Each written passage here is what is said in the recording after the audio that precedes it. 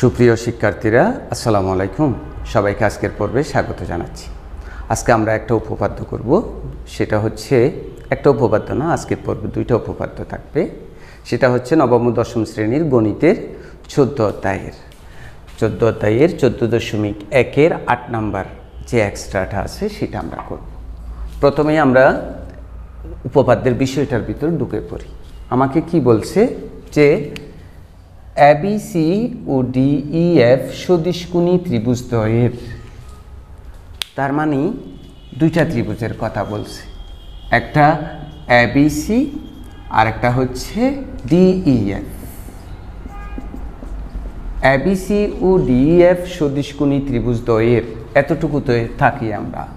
তাহলে এই দুইটা ত্রিভুজ সদিশকোণী, এটার মানে কি? দুইটা ত্রিভুজ সদিশকোণী হওয়ার অর্থ হলো একটার 3 কোণ আর একটার 3 কোণের সমান হওয়া। অর্থাৎ এবিসি ত্রিভুজের এ কোণ যদি ডিএফ ত্রিভুজের ডি কোণের সমান হয়, এটার বি কোণ যদি এটার ই কোণের সমান হয়, এটার সি কোণ যদি এটার এফ কোণের সমান হয়, তখন আমরা বলবো ত্রিভুজ এবিসি আর ত্রিভুজ ডিএফ সদিশকোণী।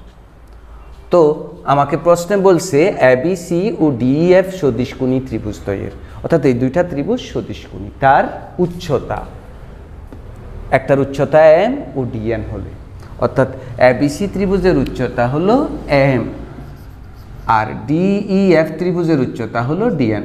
আমরা জানি উচ্চতা আঁকার জন্য লম্ব আঁকতে হবে শীর্ষবিন্দু থেকে, এই জন্যই লম্ব আঁকা হয়েছে।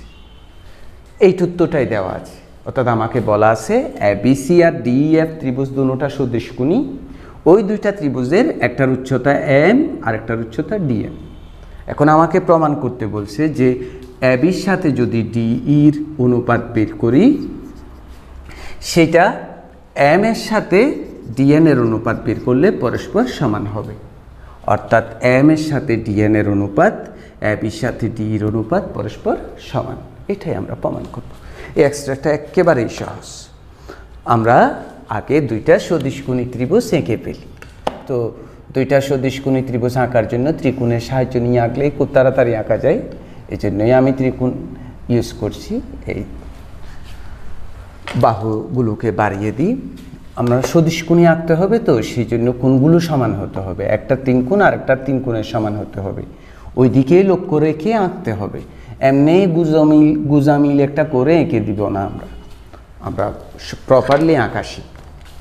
তো এই বাহুটা যত বড়, এটারও তত বড় নি, এটারও এই বাহুটা যত বড়, এটারও তত বড় নি। এবার আমরা যোগ করে দিই। এই রকম আঁকার ফলে কি হয়েছে আমরা একটু খেয়াল করি। এইরকম আঁকলাম কেন?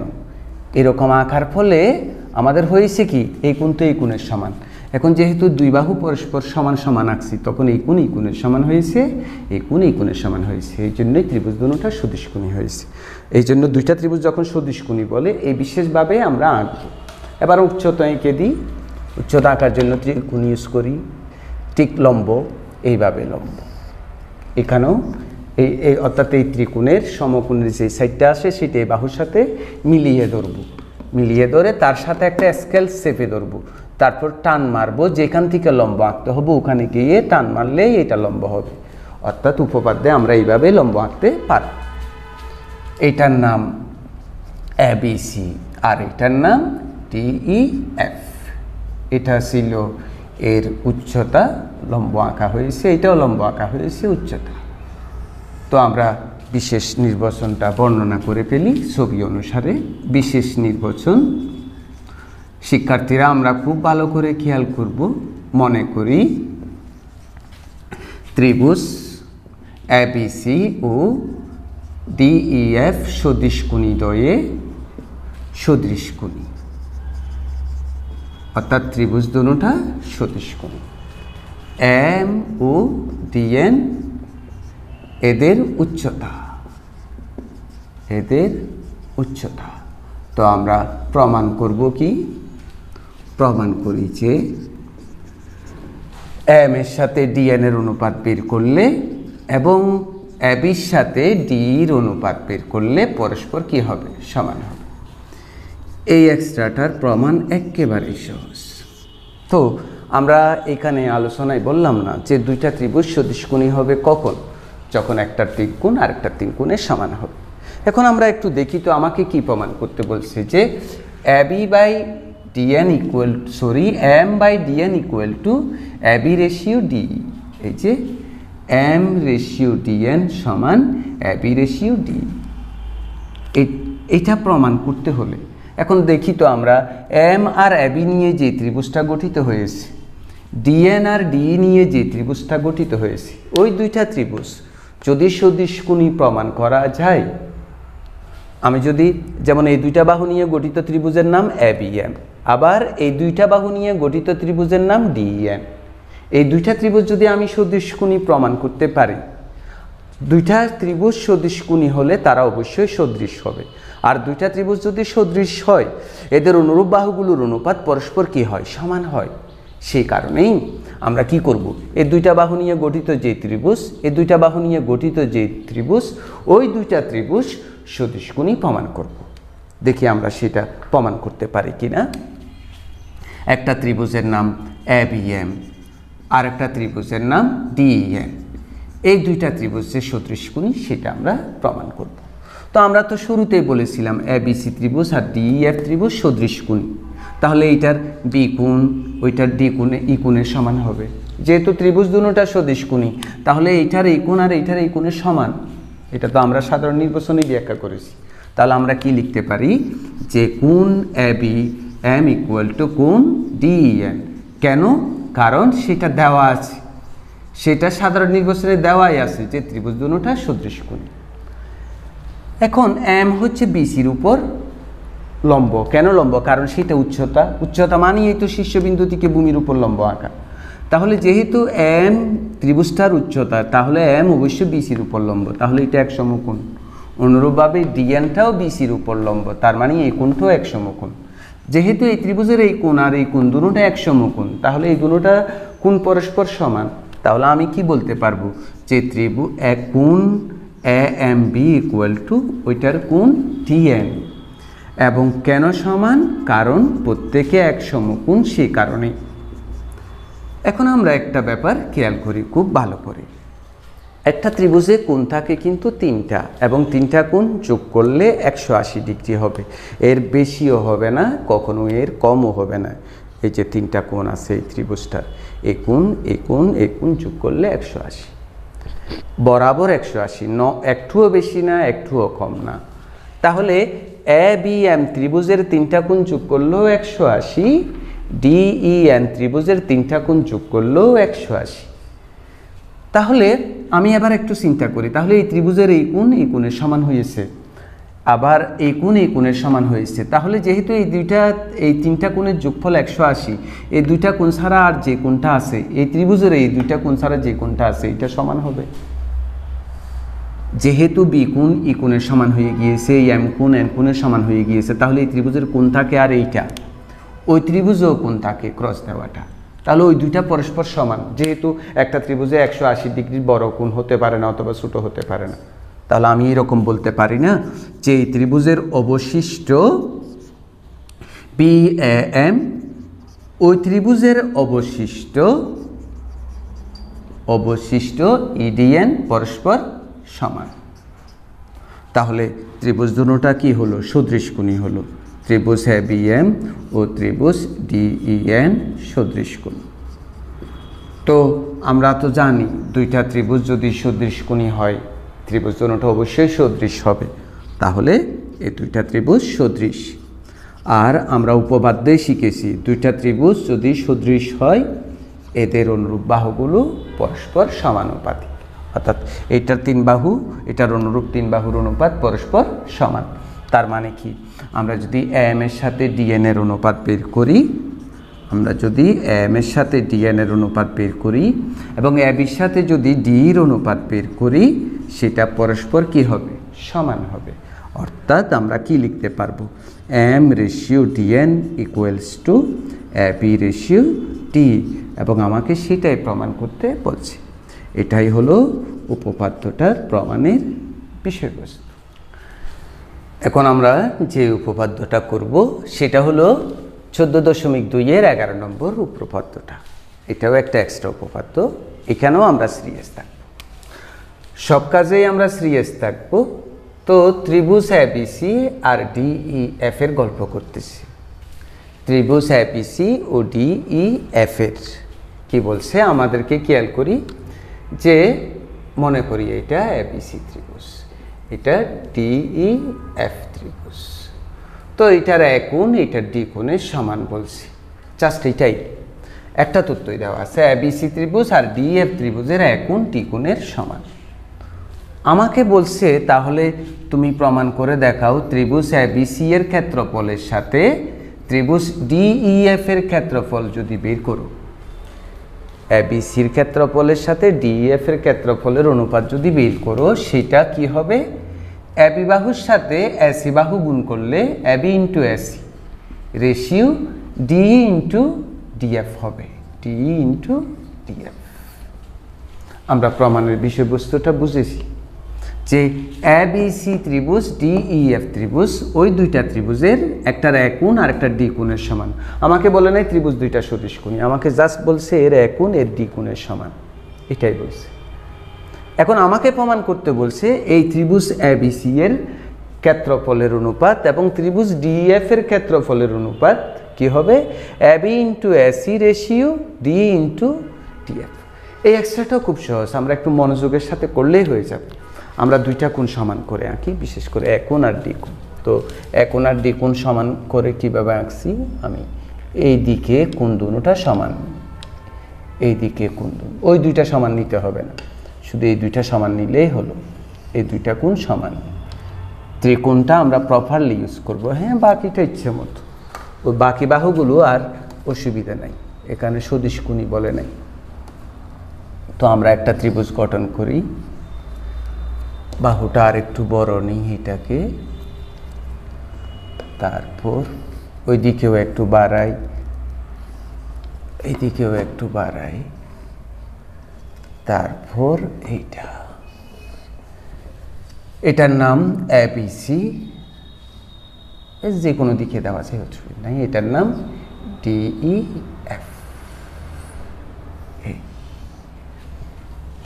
আমরা বিশেষ নির্বাচনটা লিখে ফেলি।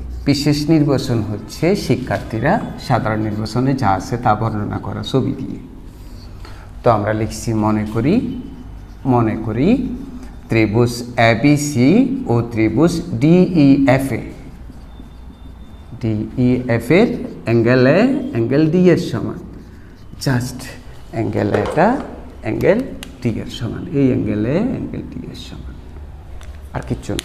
তারপরে প্রমাণ করতে বলছে আমাকে, আমরা প্রমাণ করি যে ত্রিভুজ এবিসি রেশিও ত্রিভুজ ডিইএফ, অর্থাৎ এবিসির ক্ষেত্রফলের সাথে ডিএফ এর ক্ষেত্রফল এবি ইন্টু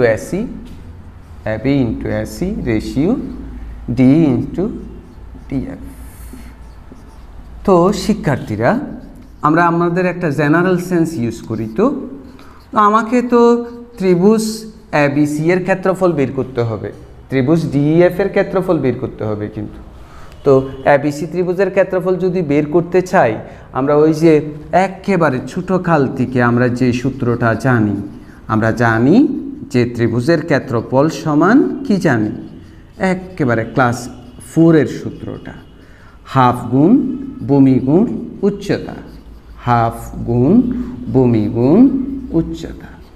তাহলে এখানে আমি যদি এবিসি ত্রিভুজের এসি বাহুকে ভূমি ধরি, তাহলে এর উচ্চতা আঁকতে হবে, উচ্চতা নাই। ঠিক ডিএফ ত্রিভুজের ক্ষেত্রফল যদি বের করতে চাই, ডিএফ যদি ভূমি হয়, এর উচ্চতা বের করতে হবে, উচ্চতা নাই। তাহলে আমরা উচ্চতাটা কি করি, বের করি। আমরা কি করি, এইখান থেকে লম্ব এঁকে ফেলি, আবার আমরা এখান থেকে কি এঁকে ফেলি, লম্ব এঁকে ফেলি, ত্রিভুজের ক্ষেত্রফল বের করার জন্য, তার মানে এটাও লম্ব আঁকা হলো, এটাও লম্ব আঁকা হলো, এটার নাম দিই এম, এটার নাম দিই এম। তাহলে কি করছি আমরা, বি ও ই বিন্দু হতে যথাক্রমে এখন হবে না, হতে এসি ও ডিএফ এর উপর যথাক্রমে কি লম্ব আঁকলাম, বিএম ও ইএন লম্ব আঁকি। লম্ব এঁকেছি ত্রিভুজের ক্ষেত্রফল বের করার জন্য। তো সুপ্রিয় স্টুডেন্টরা, এখন আমরা কি করব, ওই ত্রিভুজের ক্ষেত্রফলটা বের করে ফেলব সূত্রের সাহায্যে। চলো আমরা ত্রিভুজের ক্ষেত্রফলের সূত্র বের করি। প্রথমে এবিসি ত্রিভুজের ক্ষেত্রফল বের করি। সুতরাং ত্রিভুজ এবিসি ইকুয়াল টু হাফ, তো এটার ভূমি কি বিসি এসি, তো এর উচ্চতা কি বিএম। সুপ্রিয় শিক্ষার্থীরা, আমরা এবার ডিএফ ত্রিভুজের ক্ষেত্রফল বের করে ফেলি। সুতরাং ত্রিভুজ ডিইএফ ইকুয়াল টু হাফ, ভূমি কত টিএফ এবং এর উচ্চতা কত ইএম। তো আমাকে এখানে কি বের করতে বলছে, যে অনুপাত বের করতে বলছে। ত্রিভুজ এবিসি এর ক্ষেত্রফলের সাথে ত্রিভুজ ডিইএফ এর ক্ষেত্রফলের অনুপাত বের করতে বলছে। সেটা যদি আমরা বের করতে চাই তাহলে ভাগ করতে হবে ত্রিভুজ এবিসি, এই সমীকরণকে এই সমীকরণ দিয়ে ভাগ দিব। তাহলে বাম পাশেরটা অর্থাৎ এই সমীকরণের বাম পক্ষগুলিও ভাগ দিই, ডান পক্ষগুলিও ভাগ দিই, equal to half AC into BM half TF into EN, sorry এটা ইএন। তো হাফ হাফ কাটাকাটি কেন, বামের আমি শুধু পেয়েছি এসি এবং ডিএফ। আমরা একটু মনোযোগী হব, আমরা এসি ডিএফ পেয়েছি, এসি ডিএফ, কিন্তু এই দুইটা দরকার নেই, এই দুইটা আমরা এক্সট্রা পেয়ে গেলাম এবং আমরা পাই নাই এবিডি। সেই জন্য আমরা কি করব, আমরা এখানে একটা ছোট্ট কাজ করব। তো ত্রিভুজ এবিসি বা ত্রিভুজ ডিইএফ ইকুয়াল টু, এটা ঠিক থাকুক, এসি ডিএফ ঠিক থাকুক, এটা তো আমাদের লাগবে, কিন্তু এটা আমাদের লাগবে না, বিএম বাই ইএম, এইটা আমাদের লাগবে না। আমরা এবার একটু চিন্তা করি, এই যে বিএম বাই ইএন আমাদের লাগবে না, আমাদের লাগবে কি এবি আর ডি। তো আমি যদি কষ্ট করে কি BM by EN equal to AB by D বের করতে পারি, BM by EN equal to যদি এবি বাই ডি বের করা যায় তাহলে কাজ হয়ে গেল। তাহলে আমাকে কি লাগবে, BM by EN equal to কি লাগবে, এবি বাই ডি, তাহলেই হয়ে যাবে। তো আমরা আগের এক্সট্রাটা করলাম যে এই যে এবি আর বিএম নিয়ে যে ত্রিভুজটা গঠিত হয়েছে, ডি আর ইএন নিয়ে যে ত্রিভুজটা গঠিত হয়েছে, এই দুইটা ত্রিভুজ যদি সদিশকোণী প্রমাণ করতে পারি তাহলে তো কাজ হয়ে গেল, তাই নয় কি? আমরা আবার ভাবি, আমরা এসি ডিএফ এটা প্রমাণের বিষয়বস্তুর সাথে সংশ্লিষ্ট, এটা লাগবে, কিন্তু বিএম বাই ইএন এখানে নাই। তাহলে এই বিএম বাই ইএন আমরা পেলাম, কিন্তু আমাদের প্রমাণে আছে এবি বাই ডি। তাহলে আমাদের চিন্তায় থাকবে BM by EN equal to যদি আমি এবি বাই ডি প্রমাণ করতে পারি তাহলেই তো কাজ হয়ে গেল। তাহলে এবার আমরা দেখি না বিএম ইএন এবি ডি, এই একটা ত্রিভুজ, এই একটা ত্রিভুজ, তো এই দুইটা ত্রিভুজ যদি সদিশকোণী প্রমাণ করা যায় তাহলে তো এদের অনুরূপ বাহুগুলো পরস্পর কী হবে, সমান হবে। সেই জন্য আমরা কি করব, ওই দুইটা ত্রিভুজ যে সদিশকোণী সেটা প্রমাণ করতে চেষ্টা করব। কোন দুইটা ত্রিভুজ? একটা ত্রিভুজ ত্রিভুজ এবিএম, আর একটা ত্রিভুজ হলো ত্রিভুজ ডিএন। এই দুইটা ত্রিভুজ যে সদৃশকোণী সেটাই আমরা প্রমাণ করতে চেষ্টা করি। একেবারে সহজ সদৃশকোণী প্রমাণ করা। তো শুরুতেই তো দেওয়া আছে একোণ কার সমান, ডি কোণের সমান। হ্যাঁ, এবিএম ত্রিভুজের একোণ ডিএন ত্রিভুজের ডি কোণের সমান, এটা দেওয়া আছে না? তাহলে সেটা আমরা লিখে পেলি যে এ ইকুয়াল টু ডি দেওয়া আছে। তো শিক্ষার্থীরা, আমরা কিন্তু ক্ষেত্রফল বের করার জন্য বিএম এসির উপর লম্ব এঁকেছি, তাহলে এটা এক সমকোণ। ঠিক ইএনটা ডিএফ এর উপর লম্ব আঁকছি, তাহলে এটাও কয় সমকোণ? এক সমকোণ। যেহেতু কোণ দুটোটার পরিমাণেই এক সমকোণ, তাহলে কোণ দুটোটা পরস্পর সমান। তাহলে আমরা কি লিখতে পারি, angle A M B equal to angle T N E. কেন? প্রত্যেকে সমকোণ যে সেজন্য, প্রত্যেকে সমকোণ যে সেজন্য। তো কতক্ষণ আগে কি শিখলাম যে এই ত্রিভুজের এই কোণ এই কোণের সমান হলো, এই কোণ এই কোণের সমান হলো, তাহলে কি এই কোণ আর এই কোণ পরস্পর সমান না? অবশ্যই সমান, আগেরটার মতো। তাহলে আমি কি লিখতে পারবো, অবশিষ্টকে এ বি এম অ্যাঙ্গেল এবং ওইটার অবশিষ্ট অ্যাঙ্গেল কি ডিইএন পরস্পর সমান। তাহলে ত্রিভুজ দুটোটা কি হয়ে গেল, সদৃশকোণী হয়ে গেল। দুইটা ত্রিভুজের একটার 3 গুণ আর একটার 3 গুণের সমান হলেই ত্রিভুজ দুটোটা সদৃশকোণী। আর আমরা জানি দুইটা ত্রিভুজ সদৃশকোণী হলে এরা সদৃশ হয়। সুতরাং ত্রিভুজ ABN ও ত্রিভুজ DEN সদৃশ। আমরা সদৃশকোণী এবং সদৃশ নিয়ে একটা পর্বে আলোচনা করেছি। 14 অধ্যায়ের যে পর্বগুলো আছে প্রথম দিকের কিছু পর্বে আলোচনা করা আছে। তো যারা ওই পর্বটা দেখলে সদৃশকোণী আর সদৃশটা আরও ভালো বুঝবে। তো যেহেতু এই দুইটা ত্রিভুজ সদৃশ, তাহলে অনুরূপ বাহুগুলোর অনুপাত পরস্পর সমান। তাহলে আমরা ABর সাথে যদি DEর অনুপাত বের করি এবং DM এর সাথে যদি EN এর অনুপাত বের করি, পরস্পর কী হবে? সমান হবে। অর্থাৎ আমরা বলতে পারবো সুতরাং AB/DE = BM/EN। তো এবার আমরা 1 নম্বর হতে পাই। 1 নম্বর হতে শিক্ষার্থীরা কি পাই খেয়াল করি, ত্রিভুজ ABC বাই ত্রিভুজ DEF = AC/DF তো আমাদের লাগবে। তো ওই জায়গায় এই যে BM/EN, এই যে BM/EN সমান কত আমরা লিখবো এখন?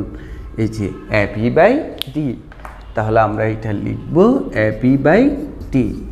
তো আমরা তো এখন এইরকম লিখতে পারি না। সুতরাং ত্রিভুজ ABC রেশিও ত্রিভুজ DEF = এই যে AB × AC, উপরের দুটোটা গুণ রেশিও D × DF।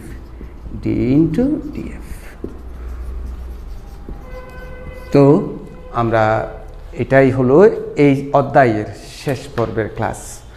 তবে কারো যদি কোথাও বুঝতে অসুবিধা হয় অথবা অন্য কোনো উপপাদ্য যদি তুমি বুঝতে চেষ্টা করো, না বুঝে থাকো, তাহলে কমেন্ট বক্সে আমাকে জানাবে।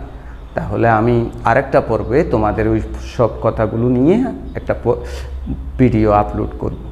তো তুমি যে এতক্ষণ মনোযোগের সাথে আমার ক্লাসটা দেখেছো সেই জন্য অসংখ্য ধন্যবাদ। ভালো থাকো, সুস্থ থাকো। আগামী পর্বগুলোও তুমি দেখবে এই প্রত্যাশা করেই ইতি টানছি।